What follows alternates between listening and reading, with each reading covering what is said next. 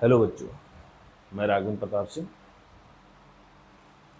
आज हम class 9th की मैथ चैप्टर 1.2 सॉल्व करेंगे। उससे पहले कुछ जानकारी जान लेते हैं कि कल हम सब लोग पढ़ चुके हैं परमीय संख्या।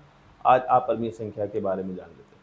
तो हम जानते हैं कि जो वास्तविक संख्या होती है, वास्तविक वास्तविक जो संख्या होती है उसके दो पार्ट होते हैं। एक होता है परिमेय संख्या। क्या होता है? परमीय संख्या। और दूसरा क्या होता है? अपरिमेय संख्या। तो परिमेय संख्या के बारे में हम कल बात कर चुके हैं। आज बात करेंगे अपरिमेय संख्या। तो एक नॉर्मल ये है कि जो संख्या परमीय नहीं होगी वो अपरिमेय होगी। इसका मतलब जैसे जो नंबर लाइन पर है, 0 है, 1 है, 2 है, 3, 1 2 3, ऐसे कहाँ तक, इनफाइनाइट तक। और इधर भी -1, -2, -3। तो ये जो पूरा कम्बिनेशन होता है ये किसका होता है? वास्तविक संख्या है। और वास्तविक संख्याओं में दोनों आते हैं, कौन सा? परमीय संख्या और अपरिमेय संख्या। तो जो संख्या परमीय नहीं होगी वो अपरिमेय होगी। अब अपरिमेय संख्या भी कई प्रकार के होते हैं। जैसे एक तो कोई अभाज्य संख्या हो जिसका रूट लगा हो, जैसे 5 हो गया, 7 हो गया, 3 हो गया, ये ठीक है। या फिर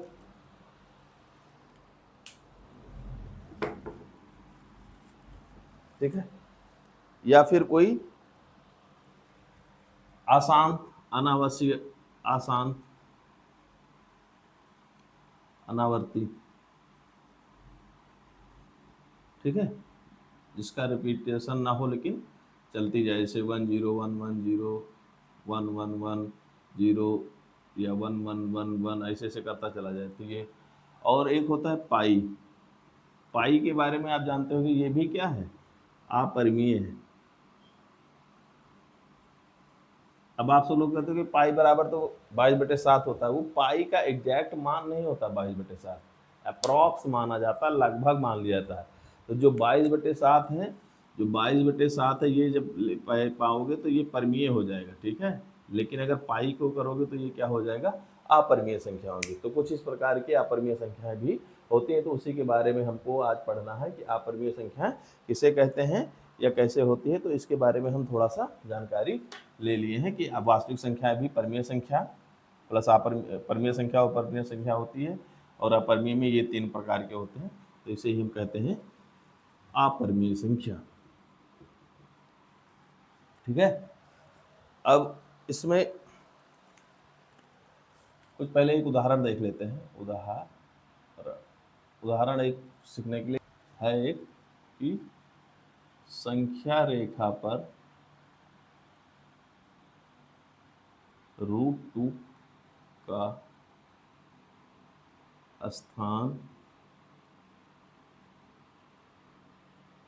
निर्धारण कीजिए, ठीक है। संख्या रेखा पर स्तर। तो इससे पहले जानने के लिए हमको जानना पड़ेगा, एक थ्योरम होती है पाइथागोरस थ्योरम, जो किस पर लगती है? समकोण त्रिभुज पर लगती है, ठीक है। इस पर लगती है पाइथागोरस थ्योरम। ये समकोण त्रिभुज, ये क्या होता है? इसके सामने वाले को हम कर्ण कहते हैं और इसको हम कहते हैं आधार, और जो ये इधर होता है इसको हम कहते हैं लंब, ठीक है।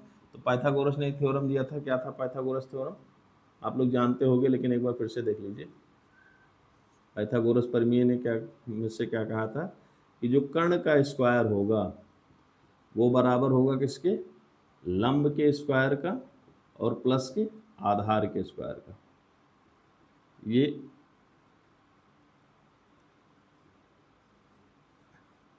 ये है पाइथागोरस प्रमेय, ठीक है। इसके आधार पर ही हम √2 का स्थान निर्धारण करेंगे, किस पर? संख्या रेखा पर, ठीक है। तो आइए चेक करते हैं। ये समझ में आई बात? चलिए, तो संख्या रेखा एक हम लाइन खींचते हैं।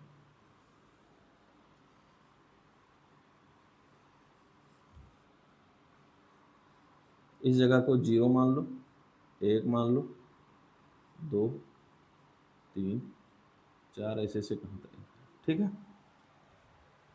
ये मान लिया गया हमने 1 2 3 4। अब √2 अगर आपको लाना है, ठीक है, मतलब अगर 2 लाना है तो आपको क्या करोगे, 1 का स्क्वायर प्लस 1 का स्क्वायर जोड़ दोगे, ठीक है, 1 का स्क्वायर प्लस 1 का स्क्वायर कर दोगे, है ना। तो ये क्या हो जाएगा, ये इधर जाएगा, ये 1 प्लस 1 हो जाएगा, और ये मान लीजिए अगर कर्ण मान लिया आपने कर्ण, तो कर्ण का स्क्वायर हो जाएगा, और ये इधर जाएगा, तो ये हो जाएगा 2, और जब कर्ण निकालोगे तो कितना आना चाहिए, मतलब √2, मतलब लंब और आधार क्या होना चाहिए, 1 को 1 होना चाहिए, ठीक है।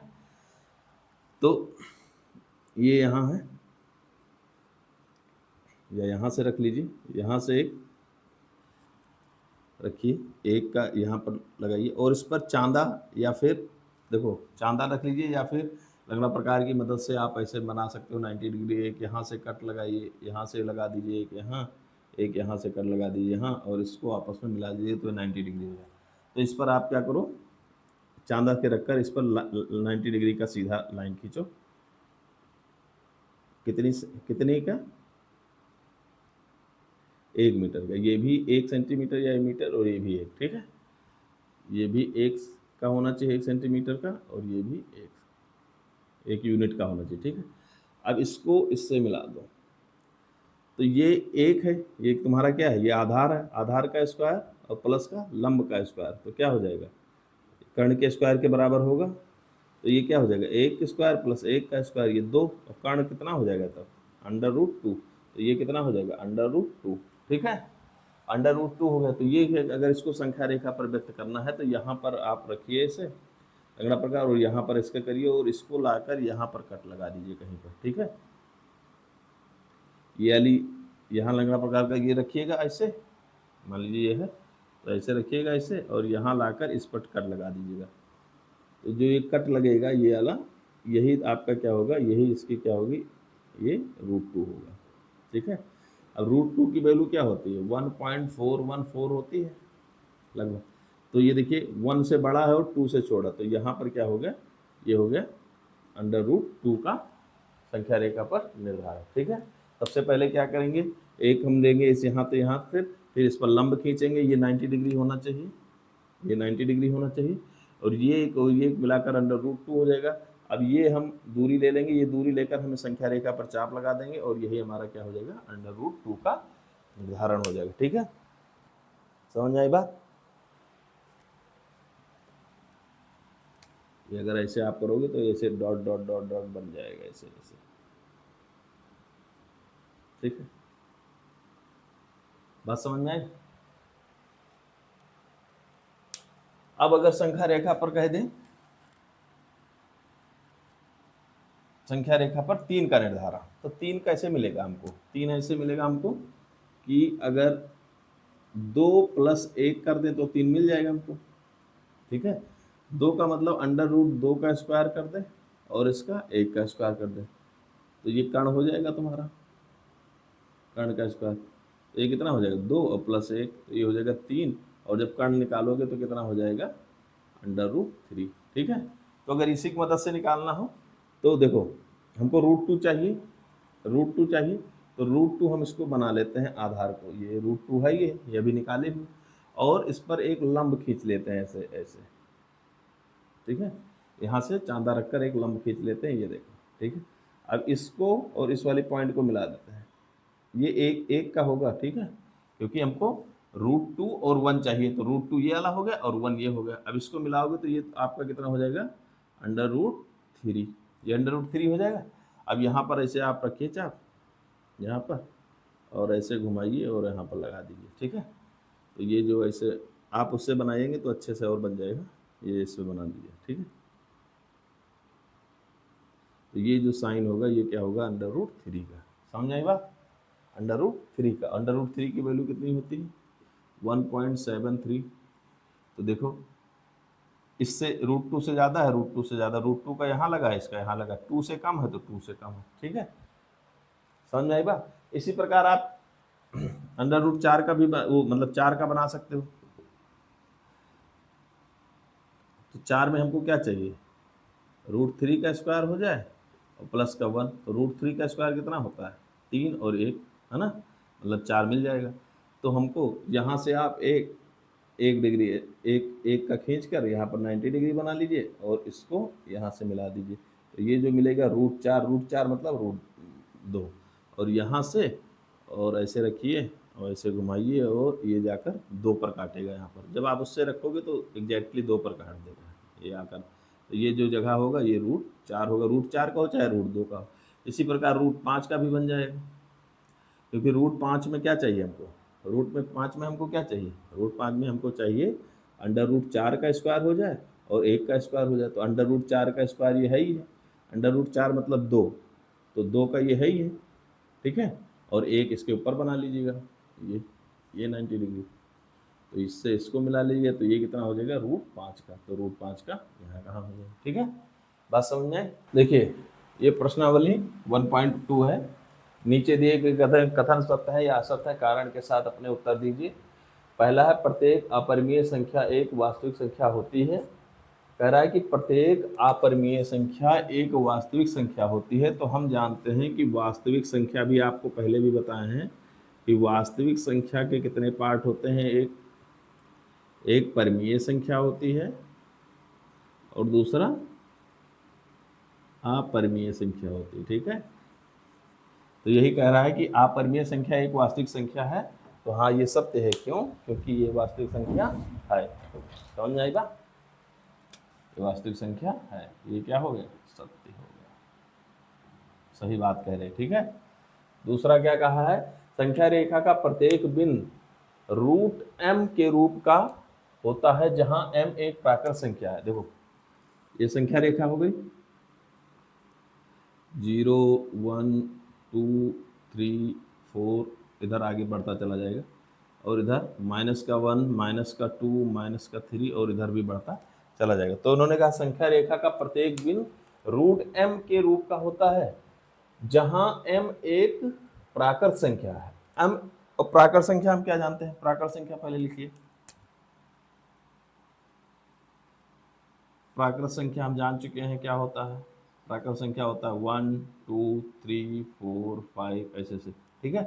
तो यहाँ देखो जो नंबर्स लाइन होती है, संख्या रेखा जो होती है उसमें 0 1 2 3 4 5 6 ये तो होता है, उधर भी -1 -2 -3। तो ये क्या है, ये यहाँ पर ना तो 0 है ना -1 का। तो पहले तो ये हो गया कि m एक प्राकृत संख्या है, तो ये गलत है क्योंकि यहाँ पर भी 0 भी आता है, -1 -2 -3 -4 ये भी आता है, ठीक है। और दूसरे कहा √m का है, √m का। तो अगर हमने मान लिया √4 का हमने ले लिया, √4 का 2 होता है लेकिन √3 का, ठीक है। तो ये क्या है, ये गलत है, ये क्या है, असत्य है। इसका जो कथन है ये क्या है, असत्य है, ये गलत है, ठीक है। फिर कहा प्रत्येक वास्तविक संख्या एक अपरिमेय संख्या, ये भी गलत है। क्यों, क्योंकि वास्तविक संख्या 2 भागों में बंटती है, एक परिमेय में एक अपरिमेय में।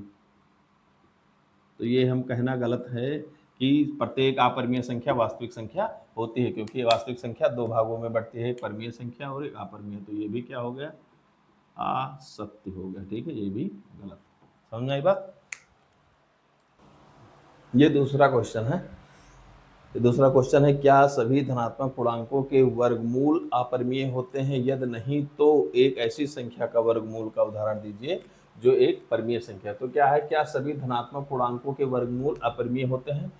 अब देखो यहाँ खींचो, ये 0 ये 1 ये 2 ये 3 ये 4 ये 5 ऐसे से आगे, और ये -1 -2 -3 -4 और ऐसे से, ठीक है। तो कह रहा है क्या सभी धनात्मक पूर्णांकों के वर्गमूल। अब सभी धनात्मक पूर्णांक कौन से हैं, जो इधर वाले हैं सब धनात्मक पूर्णांक है, धनात्मक पूर्णांक। तो धनात्मक पूर्णांक के क्या कह रहे हैं कि वर्गमूल अपरिमेय होते हैं। कह रहा है क्या सभी, तो देखो अगर √1 का करोगे तो 1 आता है, ठीक है। √2 का करोगे तो √2 आ जाएगा, √3 का करोगे तो √3 आएगा, लेकिन √4 का करोगे तो कितना है, √2। तो इसमें देखो इसका ये क्या है, परिमेय संख्या है, ये परिमेय संख्या है, ये दोनों तो कह सकते हो कि अपरिमेय संख्या है, लेकिन सभी धनात्मक पूर्णांक अपरिमेय होंगे ये कहना गलत बात है कि कि कह रहा है कि यह सभी धनात्मक पूर्णांकों के वर्गमूल अपरिमेय हैं। तो कुछ के तो अपरिमेय आ सकते हैं, लेकिन सभी के अपरिमेय संख्या अपरिमेय पूर्णांक नहीं, अपरिमेय संख्या नहीं आ सकती। ठीक है, बात समझ में आ रही थी। तो पहला तो ये क्या हो जाएगा, ये कि नहीं, सभी जो है नहीं होंगे। फिर उसने कहा यह नहीं तो एक ऐसी संख्या का वर्गमूल का उदाहरण दीजिए जो एक परिमेय संख्या है। तो अब यहाँ 4 है, 4 का ले लो, तो 4 का वर्गमूल करोगे तो कितना आएगा, 2 आएगा। और 2 को हम 2/1 लिख सकते हैं कि नहीं लिख सकते हैं, और यही तो होता है परिमेय संख्या को, इसको हम p/q के रूप में लिख सकें, और q नहीं बराबर होना चाहिए 0 के। ये कंडीशन फॉलो कर रही, तो ये क्या हो जाएगा, परिमेय संख्या हो जाएगी, परिमेय संख्या। समझ में आई बात। तो ये कह सकते हैं कि अगर वो पूछा कि सभी धनात्मक पूर्णांकों के वर्गमूल अपरिमेय हैं तो गलत है, कुछ के अपरिमेय हो सकते हैं लेकिन कुछ के परिमेय होंगे। तो उसने कहा कोई उदाहरण दो, तो हमने दे दिया, √4 का वर्गमूल दे 2 और 2 को 1/, लिखे। और परिमेय संख्या क्या होती है, जिसे p/q के रूप में लिख सके और q क्या हो, 0 के बराबर नहीं होना चाहिए। तो ये आपका दूसरा क्वेश्चन भी हो गया। समझ में आई बात। ये है तीसरा क्वेश्चन आपका। ठीक है, संख्या रेखा पर √5 का निरूपण तो ये पहले भी बता चुके हैं। तो पाइथागोरस प्रमेय के अनुसार से हमको √5 अगर लाना है तो हमको क्या लाना है, हमको लाना है 2 का स्क्वायर और प्लस का 1, तभी 2 दूनी 4 प्लस 1 होगा, और 4 1 5 हो जाएगा, तो ये √5 हो जाएगा। ठीक है, तो हमको लाना है 2 का स्क्वायर मतलब 4 और 1। तो एक लाइन खींचेंगे हम ऐसे, ये 0, ये 1, ये 2, ये 3 और ये 4। ठीक है, आगे 5, यहाँ ये यहाँ, और यहाँ से ऊपर की तरफ जाइए, कितना, 1। ठीक है, ये 1 ऊपर चला गया, ये 90 डिग्री का कोण बनाएंगे। अब इसको यहाँ से मिला दीजिएगा। ठीक है, तो ये कितना हो गया, ये 2 हो गया, और ये कितना हो गया, 1। तो 2 का स्क्वायर प्लस 1 का स्क्वायर कितना हो गया, 4 और 1 5, मतलब 5 का हो गया, और ये हो जाए, तो ये हो जाएगा √5। अब यहाँ से ऐसे रखिएगा, यहाँ से ऐसे रख कर और यहाँ लेकर नीचे लगा दीजिएगा कहीं टिक, यहाँ कहीं आ जाएगा। ठीक है, तो ये, तो इस जगह को क्या कहेंगे, √5। समझ में आई बात। ये √5 का निर्धारण हो गया। ठीक है, और जो चौथा क्वेश्चन है इसमें कि कक्षा के लिए क्रियाकलाप वर्गमूल सर्पिल की रचना कीजिए। जो चौथा क्वेश्चन है ये हम जो चौथा क्वेश्चन है ये स्टार्टिंग में ही हमने इसको सॉल्व करा दिया। जिस तरह हमने बताया था कि √1 2 का बनाओ, 3 का बनाओ, √4 √5 ऐसे बनाते जाओगे तो एक सर्कल बन जाएगा। ठीक है, तो चौथा आप अपने यहाँ करिएगा क्योंकि हमने बता दिया पहले। चौथा आपका होमवर्क है। ठीक है, ये एक्सरसाइज 1.2 आपकी फिनिश हो गई। समझ में आई बात, कोई दिक्कत